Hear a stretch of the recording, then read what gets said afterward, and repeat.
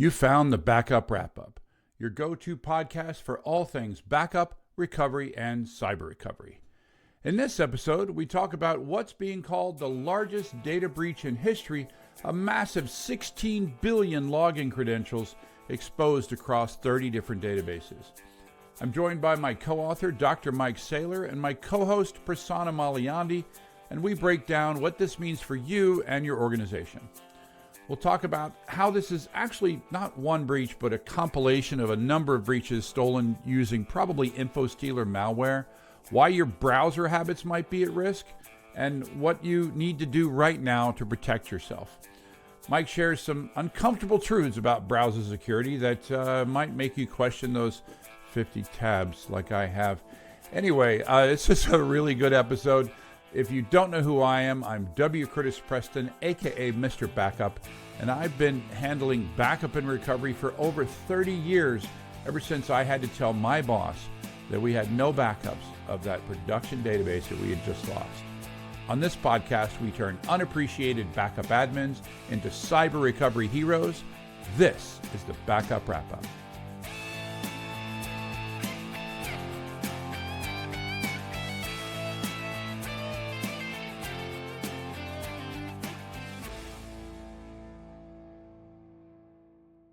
Welcome to the show. Hi, I'm W. Curtis Preston, aka Mr. Backup, and today is a special day. We actually have a couple of folks with us, and of course, we will start, as always, with my favorite world traveler, Prasanna Malaiyandi. Welcome back to my time zone. Thank you, Curtis. It's good to be back, and I think my jet lag is, crossing my fingers, almost all gone now. I am no longer waking up at like 3:30 in the morning. It was great from a productivity perspective because you can get a lot of work done when no one else is awake. But it also is kind of painful when you're trying to stay awake at like 6 p.m. So I'm glad to be back on the right time zone. Yeah, I can understand that. And we also have, like, I don't know, I'm going to say the best co-author I've ever had, since I've never had another co-author. Mike Saylor, how's it going, Mike? It's going well, guys. Good to be back on the air with you. You and we are in the final throes of the rough draft of our upcoming book, Learning Ransomware Response and Recovery. What's it been like for you to write this? I'll tell you, it's been great for me having a co-author. The other having only do part of it. Absolutely. Well, and someone that I can say, we're right there together, right? So I'm not behind because we're both behind. Yeah, there is that. There's like we're constantly it's been great, and I like that. There are areas where I'm the SME, and there's areas where you're the SME, and there's and many of those areas we often pretend to be the SME because you got to fake it till you make it, right? But it's great that we could say, okay, look, I did this part of the chapter, and I really need you to take a look at it to make sure that it's correct, and that's been great. How you guys are splitting up the book between Mike dealing with a lot of security stuff, you dealing with all the backup stuff. It's just like an organization, right? If the two business units, right, security and backup, don't talk to each other, right, then you're going to have a very poor ransomware recovery solution as a company, right? Yeah. Versus if you actually work together, then you can actually come up with great ways to protect and recover from these issues. So what you guys are doing for the book is exactly how organizations. We're setting an example, Curtis. Exactly. Yeah, we're setting an example, and it's great because even on the areas where you know more than I do or I know more than you do, like we're still giving feedback on that area, right? Because even if you're not a specialist in something, you can still, Prasanna, we joke about, when you and I first started doing this recording, so you said you were playing the dumb guy in the room. You have been, although you were absolutely not the dumb guy in the room, one of your best traits here is that you ask really great questions, right? And so yeah. Anyway, so I'm excited that we're getting, really close to being done with the rough draft. Then we just have to edit, and hopefully there's not too, and we go through the tech review process, which is. So for the listeners, when can they expect this? Is it like that's a great question. Is it like later this year? There is an early release version already out there, and Curtis, I don't know if you've looked at that, but they weren't kidding when it says unedited. I mean, there are spelling mistakes and double. I mean, I was like, wow, how did that make it out? But, if you sign up for the O'Reilly Learning Platform, you can get you can get access to the 100% there's unedited 5 or 6 chapters. And we've written now like 10 or 11 chapters. So it goes through some review, but very, very little, and then it goes out. So you can get access to the unedited version now. And I will say if you look at the unedited version of chapter 1, it's going to look a lot different than the final version, from what I understand.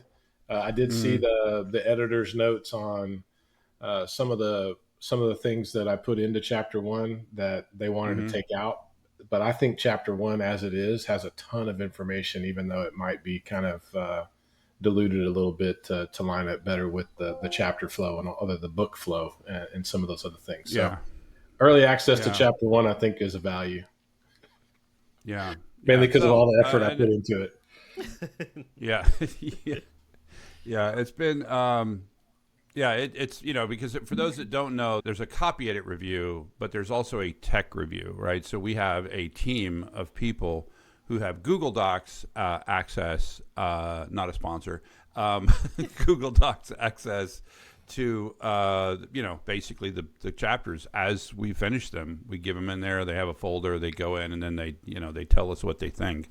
And that's I think that's one of the best parts about how O'Reilly writes books, is that copy edit process. And you can invite as many people as you are willing to take input from, right? So Mike, I brought you in today because there's this article that I happen to see it in Forbes, but this link in Cyber News, it seems to be original reporting. But there is this they're calling it the largest data breach in history, including 16 billion login credentials, which, for the record, is 2 logins per human on the planet. That's a lot. They're saying there's going to be overlapping credentials. We don't really know what the credentials are. We don't know where they came from. And so I just thought it'd be a great time to bring you on and talk about this stuff. Sure. Where do you think would be a good place to start? Just give your overall thoughts about this. They're calling it a breach, but I think it's actually many different breaches, right? Well, I think similar to the Farmer's Almanac, where we can use historical data to predict future events, I think we need a cyber almanac, because this largest breach in history happens about every 2 to 3 years. And so there's this cycle. And the cycle is, I think, primarily driven by complacency. So this bad thing happens and we get really diligent and aware, and then that dwindles, and then the bad thing happens again, and then we're hyper vigilant and aware for a period of time, and it just wears off. And the things that we do to try to keep people more aware, unfortunately, don't rise to the level of newsworthy, right? So being in the news is what concerns a lot of people and companies. And everything below that is just kind of stuff we have to check the box and do and don't pay much attention to. And so I think that's what drives a lot of the vulnerability that results in these data breaches. But in this case, it's just another large data breach. And the idea that, two credentials per human on the planet. And if you narrow it down to just humans that have internet access, it's probably more than 2 per person. Right. But I probably have, not to mention adults or people old enough to Well, and use you the know what's internet. funny is it's the adults are probably the ones that got compromised. The younger kids are like, "There's no way, my stuff's going to get compromised." They do all the right things. It's us Right. in our older years that are still trying to get acclimated to doing things we So didn't Yeah. we still don't read the manual, right? But the Right. younger What's a kids, they don't what's they a don't read it manual? either. Maybe AI reads it to them or their friends. It's all peer pressured security diligence in Right. the younger crowd. So I have a question for your clarification. So they talk about this as a data breach. In my mind, a data breach involves sort of an attacker gaining access to credentials by attacking the provider. So a Facebook, a Google, Apple, right, or LinkedIn, right, in this whatever company it is. But I was reading another article on Bleeping Computer where they mentioned it may not have been a data breach where the provider was breached, but it might be like an info stealer where someone had installed something on the user's laptop and had stolen credentials that way. And so I just want to get your thoughts on that, especially Sure. given it's like 16 billion passwords. That seems like a lot. And I don't have the book here on my desk, but there's a good book written by Sean Tuma. He's an attorney specializes in cyber and incident response, and his book is about the need for general counsel and uh, IT leadership to have a good relationship. And one of the things he speaks about in his book, and something I harp on a lot, is what is the definition of an event, an incident, and a breach? Because those may be different to different organizations, but they are the same among insurance companies, law Mm. firms, when it gets to Mm. litigation. So if you use the term incident when really it's not, but you've got that communicated out as an incident, that can be used against you. In your example, a laptop was compromised with we call it a credential harvester. So its objective was to identify and exfiltrate login IDs and passwords. Hmm. And so thinking or the thought perspective that that approach was not a data breach or a breach, and I think there's two different, there's a data breach and a normal breach. There was a breach that allowed this malware to get on a computer, and then that resulted in a data breach. And even then there's definitions there. So is the theft or collection of credentials really a data breach, or is your data Mm. breach defined as client data or financial data or Yeah. So regulated data? yes. And who's Well, let me responsible? Oh, sorry, go ahead. well let me follow on that, Mike. So really, it wasn't a breach. It was millions of little breaches, right? So you're saying that in this case, the breach was the end user's laptop, right? And then this info stealer grabs all the passwords that user happens to interact with during the time that malware is present, right?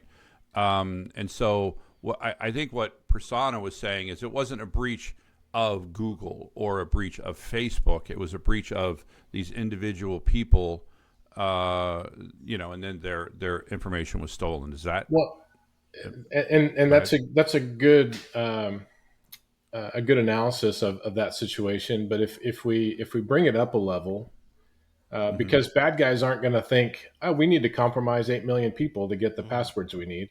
They're going to think about, Mm-hmm. well, what do 8 million people generally use? Well, they use third-party apps on their phones. They use cloud services. They use public Wi-Fi.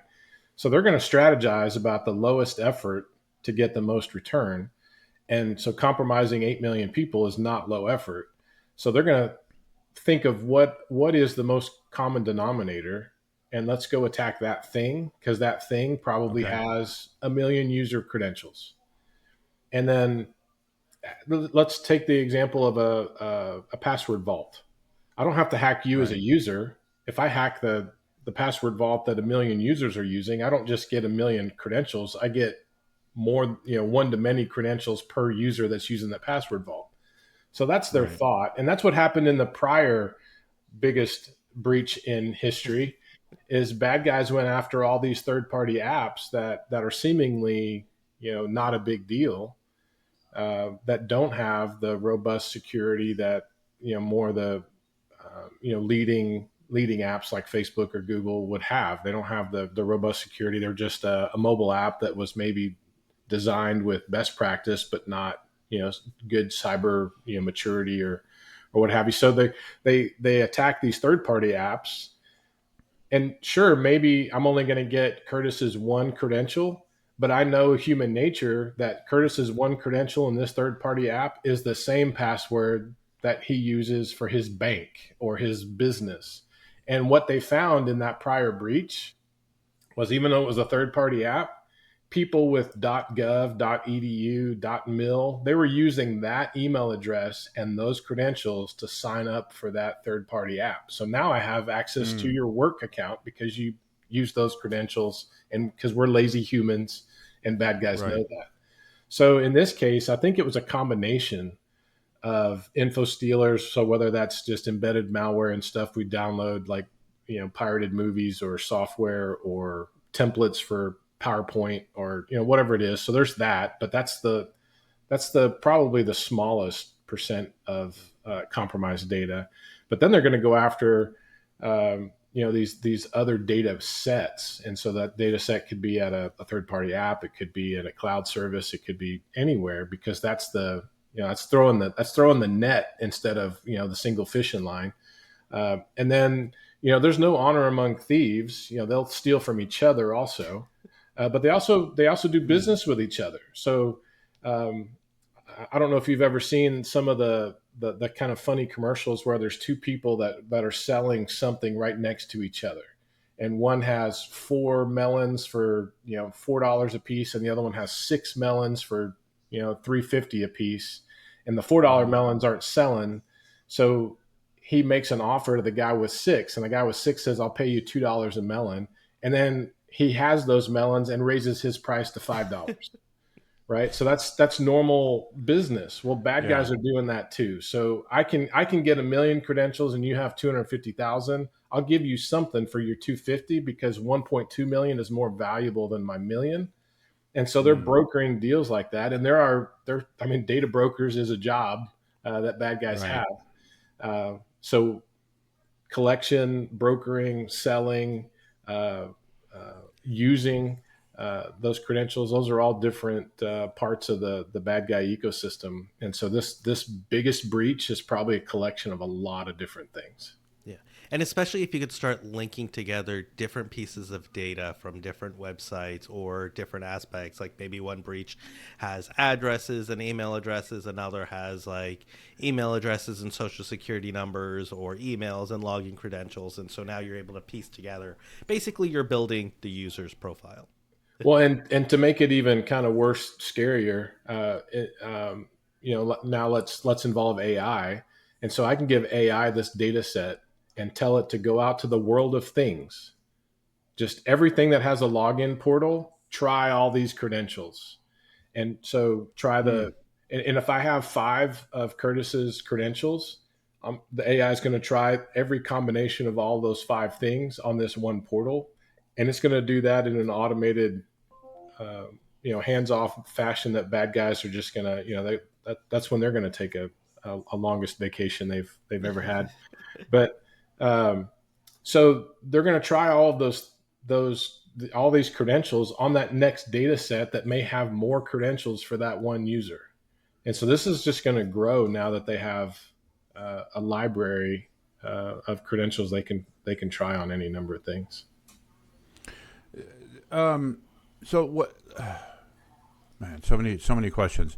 So in that article that I was looking at, they mentioned that some of the data sets appear to have session IDs and handshake credentials. I think that's the right term. Mm-hmm. What does that tell you in terms of? Does that tell you anything in terms of how that particular data was taken? There's 2 ways of collecting that kind of data. One is from a browser. So your browser was either infected, or you concurrently or coincidentally went to an infected website while you were logged into something. And so I'll give some kind of PS, public service at this point. If you're logging into something sensitive, like your bank or your Mm-hmm. retirement fund or your health insurance or your Mm-hmm. health records, don't do anything else while you're doing that, right? So open a browser window fresh with that one tab, log into that thing, and don't open any other browsers or windows or tabs in that browser while you're doing that. And when you log off, and do click the log off, because that's going to send the end session notice to wherever you're logged in, and then close that browser and reopen it again to do something else. So that is going to completely end your session with that, whatever that activity was. And if you So don't, okay, go ahead. I was just going to say, if you don't follow those guidelines, you could end up on a bad website or have a bad plugin, because there is such a thing, a malicious plugin, and they can steal not only your session but also your multi-factor authentication token. They can Right. steal that through the browser and use it to replay your authentication to that site while the session is still active. And that's what's important about logging off and closing your browser. Okay. Okay. So those two pieces of information are only valuable at that moment. But as long as that session is active, they could take that data and then basically pretend to be you. Yep. And the other way to do is Okay. if they've compromised your whole computer, then that stuff Yeah. is cached in memory and temporary internet files, and yeah, they can take it Yeah. down. So let me make sure I understand. As a person who's currently sitting here with, I don't know, 57 tabs on his browser, um, Bad form. is this? Thank you. Uh, I'm just learning this now.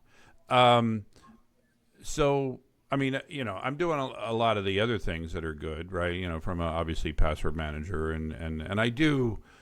But my question is, when you talked about that, so like right now, I have a separate browser session that is that being used for this, and it's not part of the cluster O tabs over there.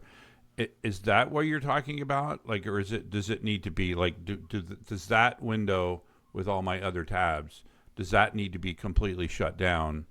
Or are you just talking about inside this little session right here because I have like 3 tabs If open? it's the same browser like Edge, even if you Yeah, drag this tab out into its own window, it's still part of it's still Edge. the same. Yeah, Yeah. okay. Well, that's So not the answer I was looking for, Mike. So thanks. so what you might Um, want to do, and this is what I do, because I log into so many Microsoft environments. I can't uh, log into my Black Swan account plus the colleges I teach at plus the nonprofit. I can't log into all 3 of those or more of those uh, Microsoft accounts in the same browser, because it logs me out of the other if I log into one of these. So I have to have different. So I use all of them. I use Firefox, Chrome, Edge, and so I'm so able you to. go between them. Can can you also Interesting. just use incognito when you You are could. using these? However, incognito or the in private browsing doesn't it has an issue with maintaining your session between, like, you can log into webmail, but if like O365, but then if you want to go to SharePoint, it has an issue, or Teams. Yeah. Teams doesn't work in an in private browser, so there's some issues. Also, my password manager, which is browser based, doesn't work in And that's incognito. another problem. People, even in acceptable use in company policy, it says don't autosave or autofill. But then you get this browser that keeps wanting you to do that, and so at some point Yes. people are going to go, fine, stop asking me, just do it. And now we've got credentials saved in browsers. And that's the other thing too with multi-factor authentication. If you log into O365 and Edge, and it goes, hey, you've logged in good, I sent you a code to your phone or your MFA app, and you enter that code. A lot of people check that box that says remember me, so I don't have to do this again. Well, guess what? That MFA token is now stored in your browser, and bad guys can steal that. Mm. True, like effective MFA requires that you do MFA every single time. Every time. Yeah. Yeah. So going back to the breach, right? So there are a bunch of passwords, right? And you mentioned, Mike, that, hey, you might be reusing your password across multiple accounts and all the rest, so now it's available. What about for those who say, like Curtis, who says, hey, I'm using a password manager. I don't need to worry about this breach because I have a password manager that's auto-generating passwords. I'm not using it across multiple sites. Is this something that they still need to worry about? Yep, Why? they do. Because you don't know what was taken. And back to the session.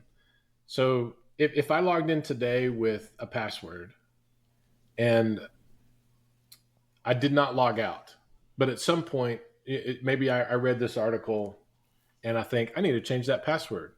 And so I use my phone because I read this on, at the airport. I use my phone to change my password, but my computer at home is still logged in with the old one. Mm-hmm. So I still have an active session with the old password. So depending on what bad guys took, was it the session, all the session information, was it the old password, whatever it is, they still may have access if you did not log off, close your browser, all those things. It's still possible. So Curtis, I am really not liking this recording, Yeah. Mike. This is not one of my favorite Well, sessions. and it's a constant. It's the historic battle. Fabled tale. However you want to say it. The battle between convenience and security. I used to always joke that's why convenience stores get robbed. Right? They're convenient. They're too convenient. So they're open 24/7. The door's not locked. There's one person in there. It's too convenient. You have to find the balance, and the industry is still catering to the convenience more than the security. So the industry says, oh, we need multi-factor, but then what we get is, well, you can just save that so you don't have to do it again. Yeah. And then we get do you want to maintain this session? Do you want me to remember you? All these things that just make life easier for us as consumers and users that are still catering to the bad guy's ability to compromise us. Having 50 tabs open, they shouldn't allow that.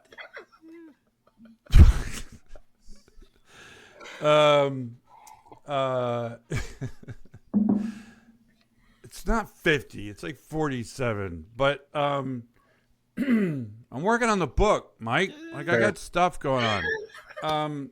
But I want to say, I do want to say that it's not just, like, so there's a lot of people, I think, like me, that are trying to do the right thing, but aren't doing all the right things, right? So it sounds like I need to add a new right thing, which is to stop doing this.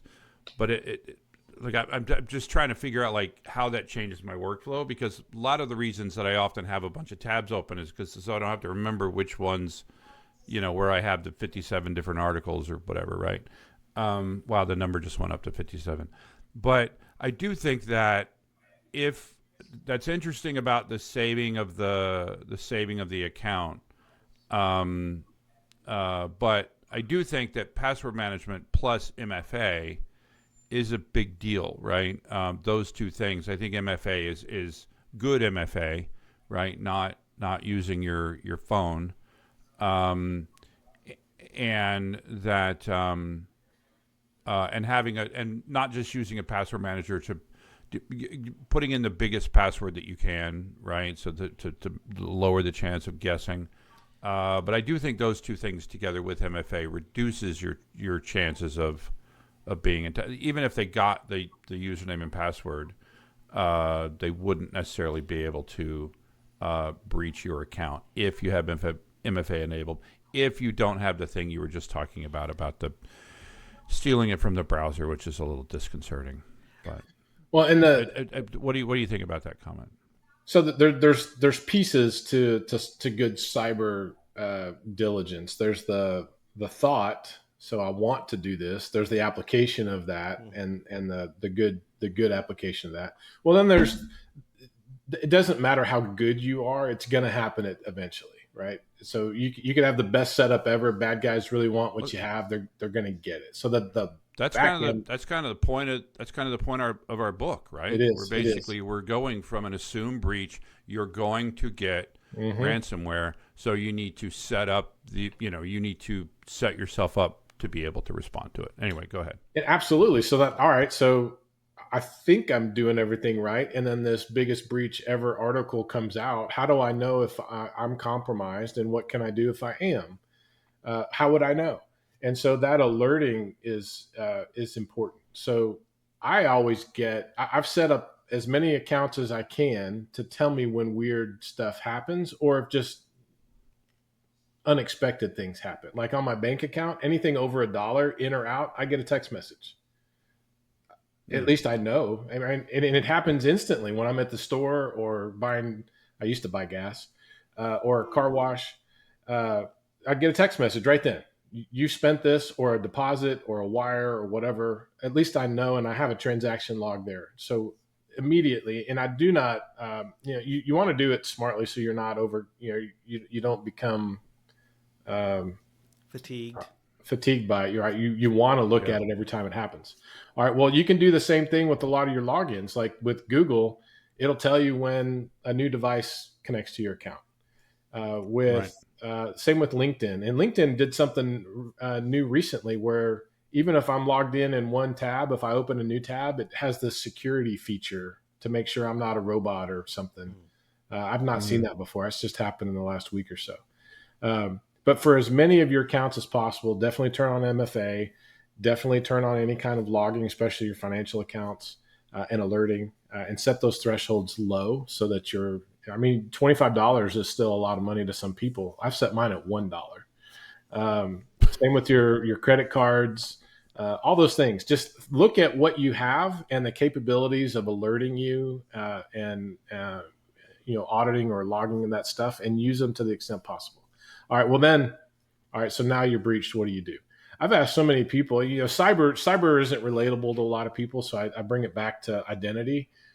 What would you do today if you learned your identity was stolen? I have no idea what's going to happen. So you might want to look into that, because the timeliness, just like in cyber, how fast and effective you respond makes a huge difference. So if you get an alert today that your identity's stolen and it's Friday at Friday morning, are you going to spend the rest of your Friday dealing with that? Or you're like, I'll deal with it after work. I've got too much to do today. Or I have no idea. So I've got to call somebody and wait for them to call me back. Well, that's time that bad guys are now opening accounts and doing a bunch of fraud and who knows what. You know what? Sometimes it's very uncomfortable talking to you, Mike. So I don't know what I would do right now if I got that alert, right? The good news is, so one of the things I do personally, when you talk about like identity stuff, one of the things I have is I have all my credit reports locked, right, or frozen, right? Because freezing them, I don't know what the difference is between freezing and locking, but freezing is free, and I've got them all frozen. And so that at least I've got a relatively decent belief that they're not going to go and open random accounts in my name. But anyway, Prasanna, you were about to say something. So I have two questions, Mike.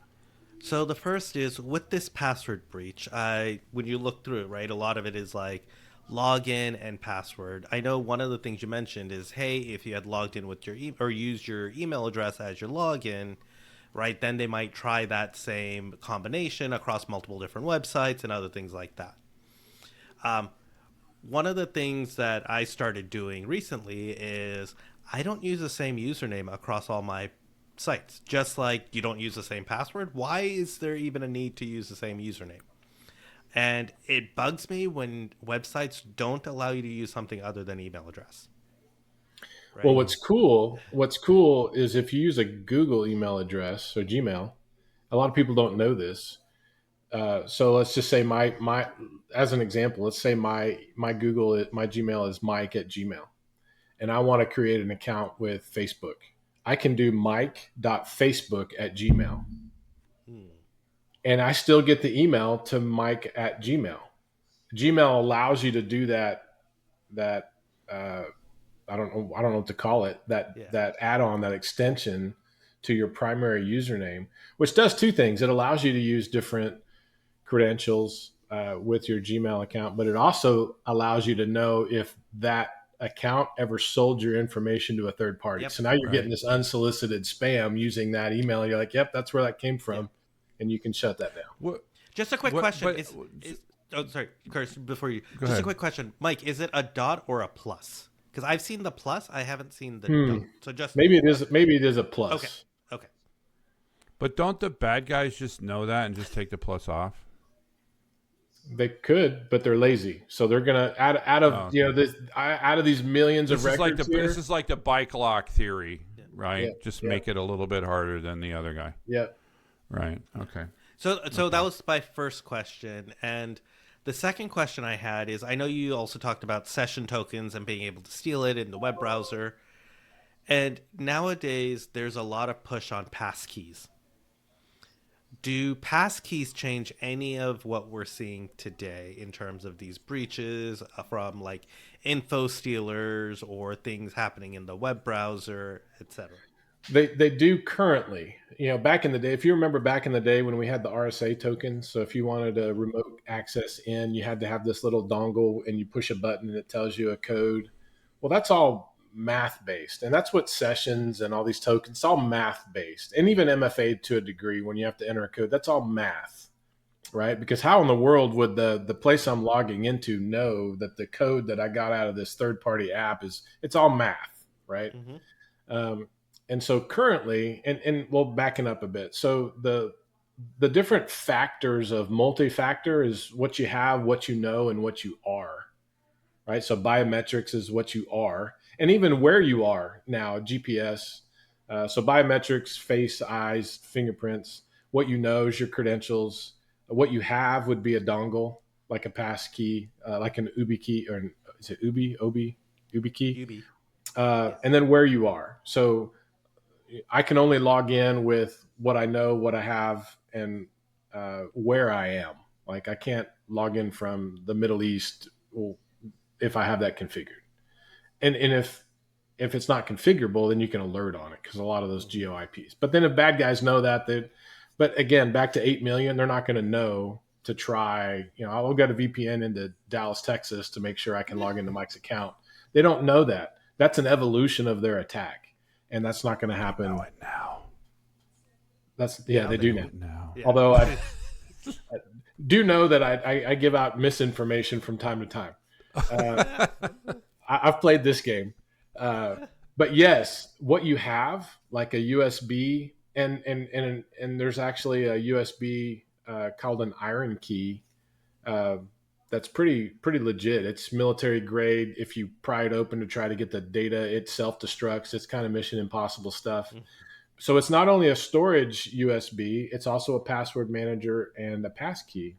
And so to your point, even if I knew my credentials and I had MFA, it still wouldn't let me authenticate if I didn't have that plugged into my computer to get that extra bit of math from the passkey to add to it. Gotcha. So it looks like passkeys would be secure from the sort of data breach that we just saw, or the 60. If your computer's not compromised. Okay, so let's say your computer was compromised, and someone stole your passkey. It somehow figured out how to steal your. So passkey, the way that would work, all that authentication happens before your session. Mm-hmm.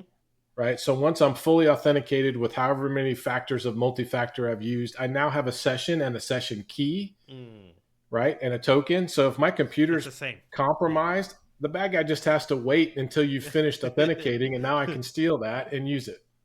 Gotcha. Unless you're geo. If your computer's compromised, it seems like all bets are off, right? Yeah. My thing with so far, I've been trying to use passkeys where I can. My thing has been that the vendor, the website, their implementation of passkeys has been very varied. This goes back to the consumer. Right? They've got to cater to the lowest common denominator. Yeah, and the one that is the least helpful, and again, it's that the convenience versus security. Intuit, right, which I use quite a bit, right? I use QuickBooks and I use TurboTax. The way they implemented passkeys is that if I choose to use a passkey, it requires me to, and again, I use Dashlane, right? And Dashlane doesn't do this elsewhere. When I go to put in the passkey, it requires me to enter my Dashlane password, which is something I normally don't enter every single time because again, convenience versus right. It's a really long password. Whereas others, it's like if I'm at this computer with this login, I'm not sure how it all works on behind the scenes. But anyway, I don't know. God, it's that convenience, Curtis. Convenience versus security. It's that convenience. Right? Yeah. It's just like with the password manager. I deliberately made a very long password. It's a very long password, but it's an easy password for me to remember, but it's quite a bit to type if I have to type it every single time. You know what I mean? Anyway. So back to something you said earlier about your 50 tabs. And not wanting to remember, or forget how to get to an article or something. Create a text file or a notepad on your desktop and just put all those URLs in there, and they're clickable. And that way you can just go back and forth. We do that a lot when we do security assessments, because you go from one host or one target to the next, and you want to keep notes without keeping all these tabs open, because tabs consume resources. If you look at your task manager right now, whatever browser you're using is probably at like 700 gig of memory. That's why I have 47 gigabytes of RAM. Well, there you go. You've addressed the convenience part. All right. All right. So what would you, given this thing has happened, other than the usual of, password manager and MFA, and I like this, and honestly, I don't know how I didn't know this before, the whole browser thing, and I'm definitely going to rethink that. I think for me, what I'm going to do is I'm going to switch to a different browser, like a different product. I pretty much stay in the same browser all the time, but I'm thinking that for things that are dangerous, like bank stuff, right? I'm thinking about using a completely different browser product, one that is supported by my password manager, which it supports like the top 5, right? And when I'm doing bank stuff, that kind of stuff, I go there and use that, and then do the things, and then that minimizes the. I'm not sure how good I'm going to be at closing all my 57 tabs. Ease into it. When you. What's that? Ease into it. So make it 47 tabs. 45 tomorrow, 38 next week. Yeah, after that. You sound like back when my doctor was trying to get me to give up sodas. She's like, because I was at one time I was drinking like two 6-packs of sodas a day. That's a lot. They were diet sodas, but it was that's worse. Doesn't matter. Yeah. Well, it wasn't. It was just the sparkling water stuff. But what it was it was causing me. Shut up, Prasanna. I didn't ask you. I'm providing non-medical issues. Doctor advice. Yeah. Anyway, she's like, you don't have to go to 0. You can go to like 10, and then Anyway. Okay. So I like that. What about how concerned should people at this point? Should they go out and like change a bunch of passwords? It doesn't hurt. It's probably something they need to do anyway, because they haven't done it, and who knows, maybe never. But things to think about. Like for me, I've got dozens of accounts. So I don't have time to do that. Well, if you don't have time to do all of them, focus on the important ones. Your bank, your primary email accounts, all your financial, health, personal record stuff. Change those, but then consider. Or at least put some thought to, do you have like password recovery accounts?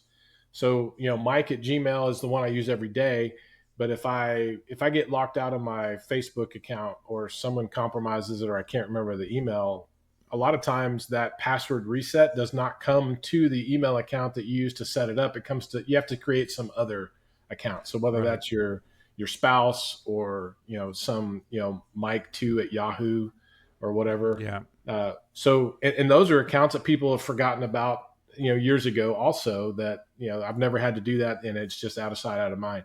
So you've got to remember that too, because if bad guys have your Facebook account today and you change the password and they go, well, I'm gonna try to do the I forgot my password, because I've also got the credentials to your Yahoo and your Gmail, and if you didn't change those, then I've got the link to reset your Facebook account.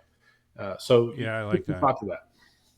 And then I like that. Lastly, Yeah, we've for talked me, about, by the way, it would be the Amazon. I got to change my Amazon password because you don't want someone going crazy in your Amazon account. And that's the other thing too. Yeah. Do not store your payment information.